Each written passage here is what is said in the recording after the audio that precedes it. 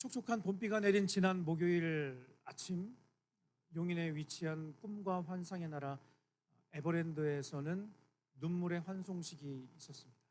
누구의 환송식이었을까요? 어떻게 하니? 고3인데 맞니? 네. 그래요. 행복을 주는 선물, 그대 내게 행복을 주는 곰탱이. 네. 비하 발언 아니고 곰은 귀엽잖아. 곰탱이. 그치? 저도 학교 다닐 때 별명 중에 하나가 곰탱이였거든. 아니 안 보여. 아직 이따 보여주세요. 이따 보여주셔야 돼요. 네. 잠시 후에 이 문장 끝으로 푸바오가 다시 본국으로 돌아가는 날이었습니다. 사진 보여주세요라고 제가 썼거든요. 사진 보여주세요. 네. 야, 참 너무 이뻐요. 모니터 화면으로. 네네네. 너무 진짜 참, 정말 너무 귀엽죠. 다음 사진. 다음 사진. 다음 사진. 지난 목요일 아침 에버랜드의 풍경이었습니다. 비가 추적 오는데 제가 뉴스로 확인한 바 6천 명의 군중들이 우리 바오를 보내느라고, 그리고 우리 강바오 할아버지 마지막 인사 말씀까지 여러 가지 뉴스가 있었어요. 지난 겨울 수련회 때 잠깐 나눴던 것으로 기억을 해요. 겨울 수련회 때 그때 한번 이야기를 했었죠. 반드시 한 달 동안 격리를 해야 되기 때문에 그 전에 수많은 사람들이 이 복덩이 보려고 오픈런 했다는 그런 뉴스 여러분들에게 소개를 해드렸습니다. 벌써 떠날 때가 되어서 하필이면 지난 4월 3일 하필이면 비가 왔어. 네, 추적 봄비가 참 이거는 하나님의 뜻 뭐 이런 것까지 생각할 필요는 없긴 한데 참 분위기가 딱 이렇게 맞고 저렇게 맞은 그런 분위기였습니다. 푸바오가 떠나는 날짜가 공개되는 날, 저는 이미 오래전부터 이 장면을 저는 머릿속에 그려봤습니다. 지난 4월 3일의 풍경을 푸바오가 떠난다는 그 뉴스를 듣고 저는 머릿속에 짐작을 했는데, 놀란 것은 제가 짐작한 그 그림이 그대로 펼쳐지는 것을 보면서 속으로 웃음이 났어요. 무슨 이야기인지 잘 모르겠죠. 그렇죠? 여러분 혹시 그 뉴스 봤어요? 네, 이 뉴스를 사진으로 말고 혹시 영상으로 봤어요? 영상으로 본 친구 있어요? 네. 굉장히 귀엽다, 예쁘다, 그냥 인사해줬나 보다 이렇게 사진으로 느껴지죠, 그렇죠? 당시 실시간으로 이렇게 영상 유튜브에서 이제 생중계를 해주는데 당시에 깔려 있는 BGM이 있었어. 어떤 BGM이냐면 사람들의 울음소리. 여기저기서 막 엉엉엉 막 우는 소리. 안 믿겨진다는 표정인데 나중에 한번 가서 보세요. 거기에 모인 수많은 사람들이 그냥 잘가 그게 아니라 막 엉엉엉 울면서 마지막으로 보내는 거죠. 수천 명의 사람들이 아침부터 달려와서 줄을 맞춰 이 떠나는 이 복덩이에게 아쉬운 마음으로 막 손을 흔드는데 마치 우리 정국이 입대하는 그런 풍경. 네. 느낌 오니? 그 풍경 이상이었어. 정말로 갈까 했는데 특세 기간이어서 차마 갈 수가 없었어. 아니었으면은 한번 가서 내가 사진이라도 찍어보고 싶었는데 아무튼요. 이 광경을 보면서 저는 두 가지 생각이 들었습니다. 생각을 하게 되었어요. 첫 번째는 이 푸바오가 이 복덩이가 진짜 사람들한테 특별한 존재였구나 라는 생각을 했어요. 정말 이름 그대로 복덩이였구나 라는 생각을 했고요. 두 번째는 이거는 가정이에요. 가정. 만약에 사천성으로 돌아간 푸바오가 적응을 하지 못하고 그렇게 좋아하는 대나무도 집어 던지고 막 식음을 전폐하고 한국 쪽으로 방향을 바라보면서 할배 할배 강할배 만약에 이랬다면, 만약에 이렇게 울어서 다시 한국으로 보내지기로 결정이 되었다, 그리고 이 소식이 뉴스를 통해서 다시 전해졌다, 그러면 아마 이거야말로 월드컵 우승 이상에 맞먹는 분위기가 연출되지 않았을까 상상을 해보았습니다. 저희 집 아이들도 서운해 하더라고요. 그때 한번 말씀드렸나요? 한번 갔더니 그 굿즈샵을 통과할 수가 없거든요. 그냥. 네. 푸바오 보고 반드시 거쳐가야 되는 그 샵이 있는데 거기에서 두 마리를 건졌다는 거야.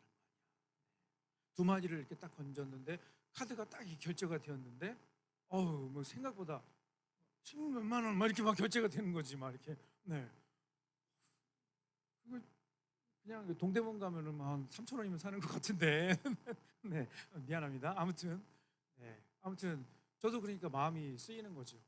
우리 아이들이 좋아하는 푸바오였는데 방금 말씀드린 대로 참 엉뚱한 상상인데 충분히 그런 일이 있을 것 같다는 생각이 딱 드는 거죠. 그리고 요한계시록 21장에 기록된 말씀처럼 그때는 푸바오가 돌아오는 그날에는 애통하는 것이나 곡하는 것이나 다시 눈물이 없을 네, 그런 꿈과 환상의 나라 에버랜드 네, 생각을 하게 된다는 거죠. 오늘 우리가 함께 읽은 본문의 말씀에는요, 이와는 비교도 안 되는 기쁨, 환희, 감격, 감동, 그야말로 감탄, 기가 막힌 풍경이 오늘 본문의 말씀에 펼쳐지고 있는 것을 우리가 확인할 수 있습니다. 어떤 이야기일까? 본문의 본론에 들어가기에 앞서서 오늘부터 4주 동안 사무엘 하 이야기 스토리를 살펴보게 됩니다. 지난주까지 살펴보았던 사무엘상 그 마지막 장인 31장과 오늘 사무엘 하 1장에 두 장에 걸쳐서 나오는 슬픈 스토리가 한 가지가 있는데요. 그것은 바로 사울의 죽음, 그리고 지난 3월 셋째 주 우리 강수사님께서 전해주신 다윗의 절대 의지했던 그 존재, 친구와 같았던 우리 누구죠? 누구죠? 요나단의 죽음. 사무엘상 31장 그리고 사무엘하 1장에 이 두 사람의 죽음의 슬픈 이야기가 기록이 됩니다. 특별히 요나단의 죽음 앞에서 다윗은 이런 비통함의 자신의 감정을 표현을 해요. 사무엘하 1장 26절 말씀 메시지 성경으로 자막을 함께 읽겠습니다. 시작. 내 사랑하는 형제 요나단이요, 그대의 죽음에 내 마음 무너져 내리요, 기적과도 같은 그대의 우정은 내가 지금껏 알았던 앞으로도 알게 될 그 무엇보다 더 사랑이었소. 여러분, 신분을 초월한 다윗과 요나단의 특별한 관계에 대해서는 말씀드렸던 것처럼 지난 3월 셋째 주 우리 강도사님의 메시지를 다시 떠올리면 좋을 것 같습니다. 한마디로 하면 목숨 걸고 서로 지켜줄 수 있는 그런 존재인 거죠. 목숨 걸고 서로를 보호해 줄 수 있는 그런 우정을 가진 찐 베프라고 할 수 있는 이 두 사람의 관계. 그렇기 때문에 다윗은 방금 읽으신 것처럼 애통해야 할 수밖에 없었던 것 같습니다. 그리고 또 한 사람의 죽음을 이야기했죠. 이스라엘의 첫 번째 왕 사울의 죽음. 그 사울이 이제 죽었으니까 왕의 자리가 비었잖아요. 그렇죠. 지금 어떻게 보면 무주공산이 된 거죠. 리더가 없어진 거니까, 리더가 죽었으니까, 사라졌으니까 이거는 뭐랄까요, 여러분, 폭동이 일어날 수도 있는 그런 굉장히 정치적으로 생각했을 때 굉장히 이렇게 분위기가 이렇게 좀 상당히 좀 심각한 상황이라고도 볼 수 있다는 거죠. 그리고 여러분, 성경의 문맥상 우리가 알고 있는 것처럼 첫 번째 왕이 죽었으니까 그 다음에 성경의 문맥상 우리가 그동안 함께 나눈 말씀에 따라서 그 다음에 누가 왕이 되어야 하죠? 그렇죠. 다윗이 왕이 되어야 돼요. 그런데 여전히 남아있는 사울의 세력들, 그 사람들이요, 음모를 꾸밉니다. 어떤 음모인가? 여기서 물러설 수 없다. 여기서 물러서면 어떻게 돼요? 한꺼번에 어떻게 돼요? 네. 정치라는 게 참 재밌는 것 같아요. 지금이나 수천 년 전이나 비슷해. 되게 상황이 비슷해. 왕이 죽었으면 그 왕과 함께 있었던 무리들은 함께 처리가 되는 것이 그게 정치의 논리예요. 그렇죠? 새로운 사람이 세워져야 하니까. 그러니까 당연히 두려웠겠지, 떨렸겠지. 그래서 이 사울의 지지자들이 사울의 아들 이스보셋을 왕으로 세우려고 계획을 세워요. 그리고 분위기가 대립이 되죠.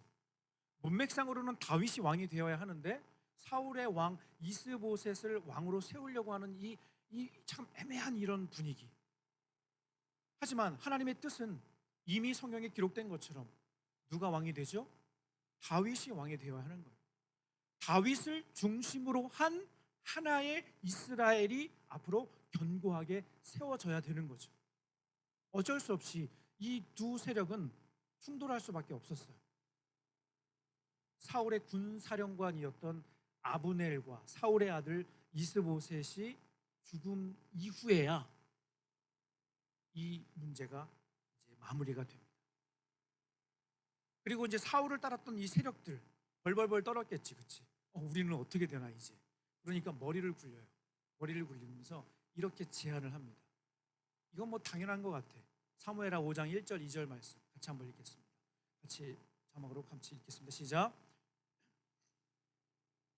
헤브론의 다윗에게 나와 말했다. 보십시오, 우리는 왕의 혈육입니다. 과거에 사울이 왕이었을 때도 나라를 실제로 움직인 사람은 왕이셨습니다. 그때 이미 하나님께서는 왕에게 너는 내 백성 이스라엘의 목자가 되고 지도자가 될 것이다 하고 말씀하셨습니다. 되게 웃기지 않니?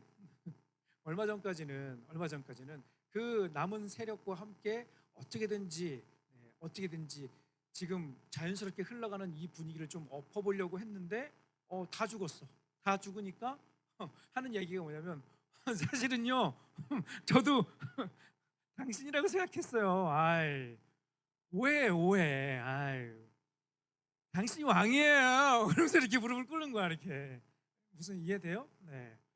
이렇게 해야 좀 이해가 되겠니? 분위기가 맥락이 그렇다는 거야. 참 재밌어요, 그렇죠? 이게 자기도 살아야 되니까 수를 쓰는 거지, 그렇지? 다윗은 관대해요. 살려둬요, 그렇죠? 물론 처리되는 사람들도 있었어요.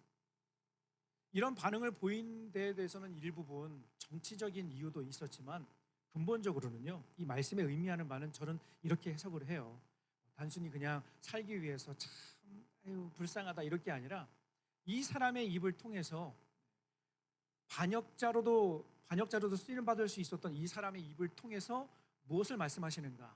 다윗이 하나님이 세우신 왕이다라는 것을 이야기해주고 있는 것이죠.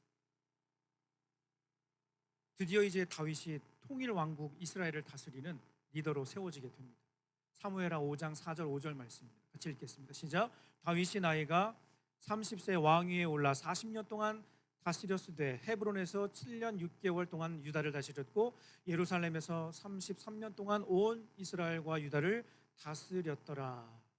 여러분, 왕의 자리에 오른 이 순간 이 다윗은 얼마나 마음이 감격스러웠을까. 여러분, 이 기간이요 굉장히 길었어요. 그렇죠? 물론 우리는 지난달에 다윗이 사무엘로부터 기름 부음 받은 이야기를 들어서 한 달 좀 지났니? 뭐 이렇게 생각이 될 것 같은데 상당히 시간이 오래 걸렸어요. 그 과정도 엄청 험난했죠. 그리고 이제 모든 문제가 하나 둘 정리가 되고 흩어진 퍼즐들이 맞춰지기 시작을 하는 거죠. 그 그림을 보면서 다윗도 굉장히 마음이 흥분이 됐을 것 같아요. 막 설레고 막 기대가 막 되었을 것 같다는 생각이 듭니다. 다윗이 이제 왕으로 세워집니다. 진짜 왕으로, 온전한 왕으로 세워지게 됩니다. 한 국가의 왕이 되어 다윗은 승승장구하는 모습을 우리에게 보여줍니다. 그 모습을 성경은 우리에게 이렇게 한 줄로 이야기해주고 있습니다. 사무엘하 5장 10절 말씀 같이 한번 읽어보겠습니다. 시작. 만군의 하나님 여호와께서 함께 계시니 다윗이 점점 강성하여 가니라. 이 한 문장이요 엄청나게 많은 것들을 담고 있어요. 하나님이 세우신 왕, 그리고 이제 드디어 때가 되어서 나라를 다스리는 리더로 세워지게 된 이후에 이것이 진정 하나님의 뜻이라는 것을 보여주는 말씀의 구절이라는 거죠. 만군의 여호와께서 여전히 다윗과 함께 하셔서 그는 점점점 강성하여져 가는 거죠. 에너지가 뭐 이렇게 응축이 되는 게 느껴져요. 이렇게 점점점. 여러분, 우리 주위에도요 그런 두 부류의 사람이 있어요. 점점점 은혜의 상승 기류를 타고 가는 사람이 있고요, 점점점 부정적인 마음으로 부정의 늪을 향해 달려가는 사람이 있어요. 두 종류의 사람이 있다고 생각해요. 은혜에 합류하면 그 파도를 함께 타게 되는 줄로 믿습니다. 네. 은혜는요 항상 상승 기류예요. 은혜는 상승 기류예요. 다시 한번, 은혜는 뭐라고요? 은혜는 상승 기류야. 은혜의 파도를 타면요 항상 올라가게 돼 있어. 그런데 부정적인 거, 뭐 이렇게 뭐 수군수군 되는 거, 막 불만, 뭐 불평, 이거는 100% 아니 200% 하락 곡선. 이거는 무조건 늪으로 들어가는 거예요. 이거는 부인할 수 없는 사실이라고 저는 확신합니다. 다윗이 그 은혜의 기류에 딱 서 있으니 점점점 강성해질 수밖에 없는 것이 당연지사라고 할 수 있습니다. 그런 차원에서 여러분이 그런 은혜의 상승 기류를 함께 타기 원하는 그런 마음으로 여러분 다윗 그 이름에 여러분의 이름을 넣어서 한번 읽어보도록 하겠습니다. 괜찮을까요? 네, 준비했습니다. 여러분의 이름을 한번 넣어보세요. 자, 땡땡이가 자 만군의 시작. 만군의 하나님 여호와께서 함께 하시니 민형이가 점점 강성하여 가니라. 누가 민형이 따라했어? 아니 여러분의 이름 넣었어요? 다시 한번 이 뒷부분만 민영이가 여러분의 이름 누구가 시작. 뒷부분만 네 땡땡이가 시작. 아멘. 네. 여러분 이 원리는 지금도 동일하게 적용되는 줄로 저는 확신합니다. 이제 나라의 새로운 지도자가 세워졌어요. 이스라엘이 어느 정도 안정 국면에 이제 들어가게 된 거죠. 그리고 나서 이제 어느 정도 이제 리더니까 판단이 될 거 아니에요. 아, 이때쯤 되면 이런 거 하면 되겠다. 리더에게는요 그런 통찰력을 하나님이 주신다고 저는 믿습니다. 어떤 때가 되면 아, 이런 거 필요하겠다. 아, 어떤 때는 이런 것들을 좀 과감하게 한번 시도해 봐야 되겠다. 한번 돌파해 가야 되겠다. 이런 마음들을 리더에게 분명히 주신다고 저는 생각합니다. 안정 국면에 들어가자 그냥 평안한 상태에서 유지하고 있는 것에 만족하고 있는 것이 아니라 다윗이 과제를 하나 해결하려고 노력을 해요. 그 과제가 무엇이었는가 하면요, 바로 오랫동안 방치된 언약궤, 오랫동안 정성을 담지 못한, 마음을 쏟지 못한 하나님의 약속의 상자 증거궤를 다시 예루살렘 성전으로 다시 가지고 오는 어마어마한 프로젝트를 다윗이 진행하게 됩니다. 이 언약궤라고 하는 이 단어는요, 영어로 하면 오늘 주보에도 여러분 오늘 말씀의 제목이에요. 언약궤가 무엇인가 하면, 증거궤가 무엇인가 하면, 영어로 하면 어떻게 돼요? 네, 한번 해볼까요? 시작. 네, Ark Ark of Covenant, 약속의 상자예요. 약속의 상자. 약속의 상자 하니까 뭔가 이렇게 막 열어보고 싶지 않니, 그렇지? 네, 탁 열면은 그렇죠. 판도라의 상자는 아니지만 열면은 뭔가 이렇게 착 하고 나타나갖고 슈퍼마리오가 그렇죠? 슈퍼마리오가 뿅 나와갖고 그렇죠? 네, 뿅 나와갖고 막 무엇을 원하십니까? 뭐 이렇게 막 할 것 같은 그런 느낌, 그렇죠? 그런 건 아닌데요. 그런 건 아닌데 진짜 약속의 상자예요. 언약궤. 이 상자는요 금으로 코팅이 되었어요. 금으로 코팅된 상자였어요. 나무 상자. 그런데 이 상자는 단순한 상자가 아니라 방금 말씀드린 대로 하나님의 약속, 이스라엘 백성들을 하나님께서 어떻게 인도하셨고 앞으로 어떻게 책임지실 것이라는 하나님의 약속이 그대로 담긴 그런 상자였던 것이죠. 그리고 또 하나, 이 언약궤는 하나님의 현존, 하나님의 임재를 상징하는 굉장히 중요한 물건이었습니다. 그런데 이 법궤가, 이 언약궤가 어디 있었는가 하면 아비나답의 집에 오랫동안 머물러 있었던 것이죠. 다윗이 진행하고자 하는 이 프로젝트가 엄청난 것이라는 것을 보여주는 사건이 바로 오늘 본문 바로 앞부분에 기록이 되어 있어요. 이것이 왜 중요한 물건인가라는 것을 보여주는 사건. 그냥 단순하게 이렇게 우체국 택배 해갖고 이렇게 접수해갖고 받을 그런 물건이 아니라는 거죠. 중간에 어떤 사건이 있었는가 하면 여러분 아마 어렸을 때도 이야기를 들어본 적이 있을 거예요. 이 언약궤를 옮기는 도중에 한 사람이 죽어요. 사람이 죽는 일이 발생하게 됩니다. 사무엘하 6장 7절 말씀 같이 한번 읽어볼게요. 시작. 여호와 하나님이 우사가 잘못함으로 말미암아 진노하사 그를 그곳에서 치시니 그가 거기 하나님의 교회 곁에서 죽으니라. 지금 되게 언약 약속의 상자이고 막 기대가 되고 막 이렇게 얘기를 했는데 잘못 그거 건드렸다가 괜히 죽음을 당하는 한 사람이 목숨을 잃게 되는 어마무시한 일이 방금 전에 일어났던 것이죠. 결론부터 말씀드리면 이 법궤에 단순히 그냥 손을 댄 것이 단순히 그냥 그것이 문제가 아니라 하나님은 이 법궤를 이동시키는 것에도 한 가지 규칙을 정해 놓으신 게 있었어요. 손을 대지 말아라. 사람이 손을 대면 안 된다. 굉장히 중요한 물건이라는 것을 보여주시는 거죠. 그리고 이것을 운반하는 데 있어서 철저하게 하나님께서 방법을 가르쳐 주신 것이 있는데 사람의 양쪽 어깨에 이것을 메어서 손을 대지 말고 어깨에 메어서 이동을 하게 되었어요. 이렇게 율법에 정해진 법칙, 원칙이 있었음에도 불구하고 수레에 실어서 옮기게 된 거죠. 여러분 수레에 실어서 이렇게 가다 보면은요, 네? 수레에 실어서 법궤를 이렇게 들고 가다 보면 이렇게 실어서 가다 보면은요, 방지턱 있잖아요, 그렇지? 초등학교 앞에 카메라 있고 방지턱 있잖아요, 과속 방지턱. 딱 이렇게 수레 타고 가다가 방지턱 딱 넘을 때 어떻게 돼? 방지턱 넘을 때 수레가 어떻게 넘어가? 우스 하고 넘어가잖아. 맞아 안 맞아? 이거 지금 못 알아듣는 거는 지금 졸고 있는 건데. 네. 네. 이 수레가 방지턱을 넘어가는데 우스 하고 넘어가잖아, 그렇지? 누가 죽었다고? 우스가 죽었다고. 오, 대박. 평생 잊지 못할 거예요, 목사님. 2024년 4월 7일 우싸. 네. 그렇게 성경을 이해하는 거예요. 너무 어렵게 생각하지 마세요. 새 친구. 네. 민망할까 봐 쳐다보진 않을게요. 성경을 이렇게 하면 재밌어요. 네. 우싸가 죽었어요.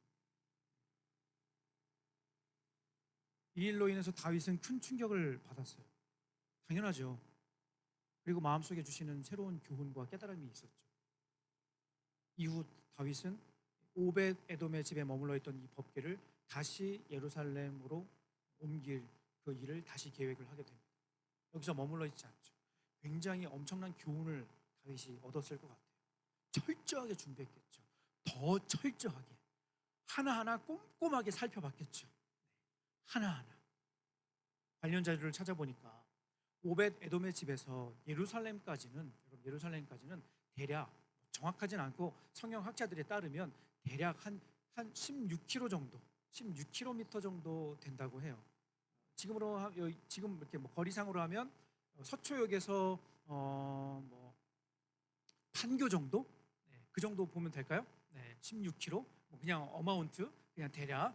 나 지금 어마운트라 그랬니? 네, 네, 네. 네, 대략 16km. 네, 16km. 거리가 상당히 돼요. 근데 걸어가야 되는 거야. 메고 가야 되는 거야. 그냥 택배로 오면 되는데 이렇게 뭐 CJ로 이렇게 CJ 택배 뭐 한진 택배 이렇게 쿠팡 로켓 배송 그게 아니라 진짜 사람이 수고를 해야 되는 거지. 얼마나 힘들겠어, 그렇지? 괜히 또 갖고 가다가 얼마나 또 살 떨렸겠어. 이동하는데 방지턱 있어. 그럼 어떻게 해? 어떻게 해? 우싸하면 죽으니까 돌아갔겠지 이렇게. 네. 아니면 방지턱을 다 막 깨부셨든가. 그만큼 신중하게, 그만큼 마음을 담아서 다윗이 이 언약궤를 가지고 왔을 거라는 거죠. 이런 상상을 충분히 해볼 수 있어요. 그렇죠? 그리고 이제 드디어 그토록 기다리던 언약궤가 예루살렘에 다 들어온 거예요. 여러분 아까 푸바오 얘기한 게 그냥 드린 게 아니라 여러분에게 여러분의 그 마음을 좀 이렇게 좀 느껴보라고. 푸바오가 할배 해갖고 다시 한국으로 많이 돌아오게 돼서 다음 주 목요일 날 다시 돌아온다고 생각해봐. 아마 인천공항에서부터 용인까지 전국의 어린이들이 도열을 할걸? 충분히 상상해 볼 수 있지 않아? 그렇게 할 것 같아, 그렇지? 그 이상의 기대와 설레임이 오늘 이 장면에 지금 펼쳐지고 있다고 여러분 한번 생각을 해봐도 이상하지 않을 것 같아요. 다윗이 이런 기가 막힌 반응을 보입니다. 오늘 함께 읽었던 본문이에요. 6장 14절 말씀 함께 읽어보겠습니다. 시작. 다윗이 여호와 앞에서 힘을 다하여 춤을 추는데 그때에 다윗이 배 에봇을 입었더라. 여러분, 이 한 문장의 이 말씀 안에는요, 그냥 우리는 되게 평범하게 읽었잖아요, 그렇지? 다윗이 여호와 앞에서 힘을 다하여 춤을 추는데 그때 다윗이 배 에봇을 입었더라. 이렇게 읽었잖아요, 그렇지? 근데 이 한 문장도 진짜 엄청난 상황이 이 한 문장, 이 구절에 담겨져 있다는 걸 제가 보여주고 싶어요. 새 친구 기대하세요. 지금 나올 거예요. 두 가지를 눈여겨봐야 되는데, 첫 번째는 다윗이 지금 입고 있는 옷이야. 무엇을 입었다고 기록했지 방금? 배 에봇을 입었다고 형에 기록돼 있죠. 그렇죠? 여러분, 왕이에요. 왕은 뭘 입어야 돼요? 네, 양복을 입어야 돼요? 네, 네. 왕은 왕의 옷을 입어야 돼요, 그렇죠? 그런데 굳이 지금 사무엘하 6장 14절 말씀에 다윗이 무슨 옷을 입고 있냐라고 지금 성경 기자가 얘기하냐면 왕의 옷이 아니라 배 에봇. 여러분, 배 에봇은 사실은 제사장들이 입는 옷인데, 그렇다고 다윗이 제사장이라는 것을 말하려고 하는 게 아니라 겸손하게 나는 당신의 종입니다. 겸손하게 나는 당신이 왕이지 제가 왕이 아닙니다. 무슨 말인지 이해가 돼요? 그런 마음의 표현을 담아 이 옷을 입었다는 거죠. 또 하나가 있어요. 이게 하이라이트인데, 여호와 앞에서 힘을 다하여 춤을 추었다. 여러분, 춤을 추다라고 하는 이 춤추다 이 표현이요, 히브리어로 하면요, 히브리어로 저를 한번 따라해 볼까요? 조는 친구가 있는 것 같아서 한번 목을 한번 갈면서 이렇게 하면 되겠습니다. 카라르, 카라르. 네, 한번 해볼까요? 카라르. 네, 카라르. 네. 춤을 추다라고 하는 이 히브리어가 뭐냐면 카라르인데 무슨 뜻인가 하면 춤추다, 기뻐 날뛰다, 껑충껑충 뛰다. 여러분, 무슨 말인지 이해가 돼요? 다윗이 지금 그토록 기다리던 언약궤가 들어오니까 그냥 체면 차리고 네, 좋습니다. 네, 여러분, 드디어 저의 엄청난 일들이 지금, 여러분 박수, 이게 아니라 그거는 백성들이 알아서 할 일이고, 다윗이 뭐 사람들의 눈치 보지 않고 그 언약궤가 들어오니까 지금 여러분 함께 읽은 것처럼 춤추다, 기뻐 날뛰다, 껑충껑충 뛰다. 우리나라에 이런 비슷한 이 춤사위가 있어요. 뭐죠? 강강술래. 춤추다, 강강술래 뭔지 몰라. 이거 강강술래 이렇게. 네, 네, 네. 춤추다, 네네. 춤 한번 음악 없어요. 네, 오늘은 없어요. 네. 다윗이 지금 춤을 추는 거예요. 기뻐 춤을 추는 거예요. 그리고 여기 춤추다의 단어에 한 가지 숨겨져 있는 게 뭐냐면, 단어 표현이 한 가지가 있는데 빙글빙글 돌다. 빙글빙글 돌다. 여러분, 너무 좋으면요, 이거 알지, 그치? 알지. 축구 같은 데도 이렇게 이기고 나면 세레머니로 같이 어깨 동무하고서 막 필승 코리아, 필승 코리아, 네, 네, 네. 이거 하잖아, 그치? 지금 다윗이 너무 기뻐갖고 너무 좋아서 이렇게 막 춤을 추는 거야. 여러분 좋아하는 이 내용을 담은 CCM 찬양 알잖아, 그치? 나나나나나나 나나나나나. 에이, 헤이가 아니라 에이. 이거 하면 바로 벌떡 일어나갖고 막 우! 해야 되는데, 그치? 지금은 그런 분위기가 아니니까. 여러분, 설교 시간이니까 예의를 지켜준 거죠, 그렇죠? 네. 바로 그 모습이라고 생각하면 딱 맞을 것 같아요. 여러분, 왕으로서 체면을 구기는 그런 반응이었지만요, 아무도 옆에서 근처에 있는 사람들이요, 아무도 이렇게 얘기하지 않았어요. 왕이시여, 태통을 지키시옵소서. 네, 아무도 그런 말을 안 했고요.